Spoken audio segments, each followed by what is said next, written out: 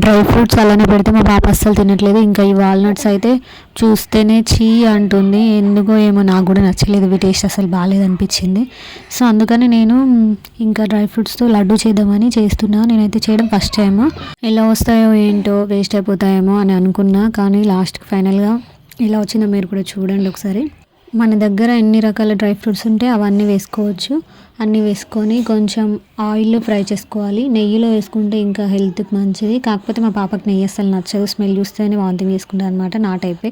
So అందుకని నేను ఆయిల్లోనే ఫ్రై చేశాను. తర్వాత డేట్స్ తీసుకొని అవన్నీ సీడ్స్ తీసేసి మిక్సీలో వేసి గ్రైండ్ చేసుకోవాలి. తర్వాత అదంతా గిన్నెలో వేసుకొని ఒక 2 minutes మంట మీద పెట్టుకున్న తర్వాత మళ్ళీ అందులోనే ఈ డ్రై ఫ్రూట్స్ అన్నీ వేసుకోవాలి. వేసుకొని బాగా కలుపుకోవాలి. కలిపిన తర్వాత కొంచెం కొంచెంగా తీసుకొని లడ్డులాగా చేసుకోవాలి, అంతే. Healthy and tasty dry fruit laddu అయితే రెడీ అయిపోతుంది. చూడండి మీరు కూడా, చాలా అంటే చాలా బాగా వచ్చింది. మీ పిల్లలు కూడా డ్రై ఫ్రూట్స్ తినకపోతే ఒకసారి ఇలా చేసి పెట్టండి, తప్పకుండా తింటారు. ఓకేనా? నచ్చితే లైక్ చేయండి, అలాగే సబ్స్క్రైబ్ కూడా చేసుకోండి friends. Thank you for watching.